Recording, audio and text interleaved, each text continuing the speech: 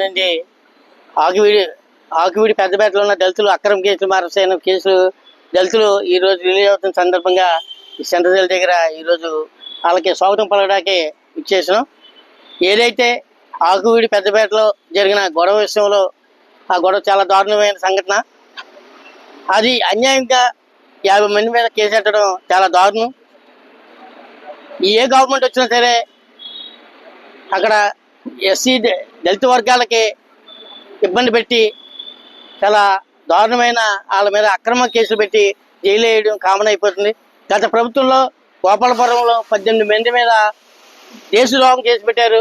ఈరోజు ఆ గవర్నమెంట్ 150 సీట్లు వచ్చిన గవర్నమెంట్ ఈరోజు 11కే పరిమితమైంది. ఏదైతే 164 వచ్చిన కూటమి ప్రభుత్వం ఏదైతే ఎరిగిపోతుందో ప్రజా వ్యతిరేకత వస్తే ఏ కూటమి కూడా నిలబడదు.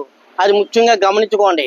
ఏదైతే రఘురామరాజు డిప్యూటీ స్పీకర్ ఉన్నాడో స్పీకర్ని అంటే ఆ పదవి నుంచి తొలగించండి. ఎన్ని చేతండి స్పీకర్ పదవికి చాలా అవమానకరంగా ప్రవర్తిస్తున్నాడు. అతను స్పీకర్ పదవి అయితే ప్రత్యేక హోదాగా ఉండాలి, అన్ని వర్గాలని కలుపుకుని ఉండాలి, ఏ పార్టీకి సంబంధం ఉండకూడదు, ఏ మతానికి సంబంధం ఉండకుండా వ్యక్తిగా ఉండాలి. కానీ ఈరోజు రఘురామరాజు కృష్ణరాజు చేస్తున్న పరిస్థితి చూస్తుంటే అతను ఒక పార్టీకి ఒక మతానికి సంబంధించిన వ్యక్తిగా ఈరోజు అక్కడ రఘురామరాజు అనే వ్యక్తి ఉండి ఆకివీడి పెద్దపేటలో జరిగిన సంఘటనలో పూర్తి బాధ్యత వహించి దగ్గరుండి గోండాలతో కొట్టించి మళ్ళీ మమ్మల్ని కొట్టేయారని చెప్పేసి ఆకివీడి పెద్దపేటలో 50 మందిని దళితుల్ని లోపడేయడం, అందులో మహిళలను కూడా లోపడేయించడం చాలా దారుణమైన సంఘటన. ఇలాంటి సంఘటనల్ని బహుజన సమాజ్ పార్టీ తీవ్రంగా ఖండిస్తుంది.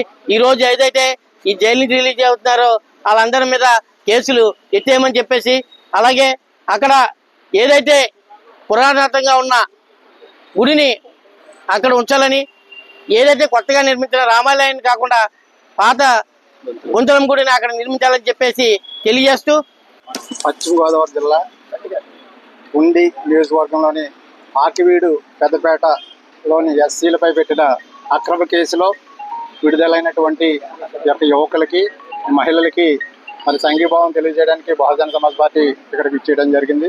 ముఖ్యంగా ఒక రాజ్యాంగబద్ధమైన పదవిలో ఉండి ఉన్నటువంటి 420 కేసులు ఎదుర్కొంటున్నటువంటి డిప్యూటీ స్పీకర్ రఘురామరాజు వందలాది మంది పోలీసులతో వందలాది మంది అనుచరులతో ఆ పేట మీదకి దాడికి వెళ్ళి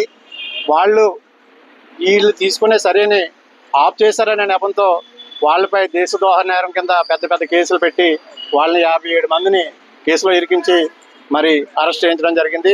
దీన్ని తీవ్రంగా నిరసిస్తూ మరి ఈ దళిత బహుజన నాయకులు లాయర్లు ఆ కేసు అక్రమ కేసు అని వాదించడంతో దేశద్రోహ నేరాన్ని పక్కన పెట్టి బెయిల్ ఇవ్వడం జరిగింది.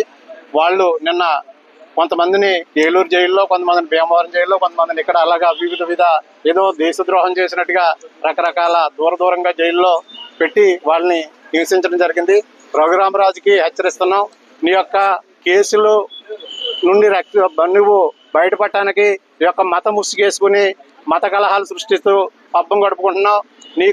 నువ్వు కనే కళ నెరవేరకుండా ఖచ్చితంగా మిమ్మల్ని ఎదిరించి మీ యొక్క పదవి నుండి మిమ్మల్ని దించుతామని చెప్పేసి ఈ సందర్భంగా తెలియజేస్తూ, ఎక్కడి నుంచైనా నువ్వు రాజ్యాంగబద్ధంగా వ్యవహరించి ఇటువంటి పనికిమాలిన వ్యవహారాల్లో నువ్వు తలదూర్చకుండా ఈ యొక్క బాధ్యతలను నిర్వహించాలని, ఎట్టి పరిస్థితుల్లో నీకు మీదట నువ్వు ఇదే విధంగా ప్రవర్తిస్తే మేము కూడా నువ్వు ఏదైతే తప్పుడు కేసులు పెట్టావో అవే కేసులు మరి నిజం చేసి మీపై భౌతిక దాడులు కూడా చేయడానికి ఎట్టి పరిస్థితుల్లో ప్రజలు వెనకాడరని చెప్పేసి ఆ పరిస్థితి తెచ్చుకోవద్దని చెప్పేసి నీకు హెచ్చరిస్తున్నాం.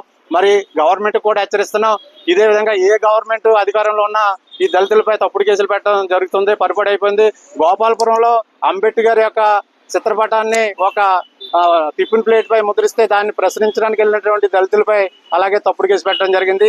ఇప్పుడు కూడా అదే పందాలో ఈ గవర్నమెంట్ కూడా ఈ యొక్క తప్పుడు కేసుని దేశద్రోహం ఏంటి దేశద్రోహం, అక్కడికి వెళ్ళి వందలాది మంది పోలీసులతో వందలాది మంది కార్యకర్తలతో జనసేన ఈ తెలుగుదేశం కార్యకర్తలు వెళ్ళి వాళ్ళ మీద దాడి చేసి వాళ్ళే దాడి చేశారని కేసులు పెట్టడం చాలా చట్టవిరుద్ధం. గవర్నమెంట్ ఇప్పటికైనా కళ్ళు తెరుచుకుని రఘురామకృష్ణరాజుకి వంతపాడకుండా కళ్ళు తెరవాలని, లేకపోతే మీకు కూడా తగిన గుణపాఠం జరుగుతుందని హెచ్చరిస్తూ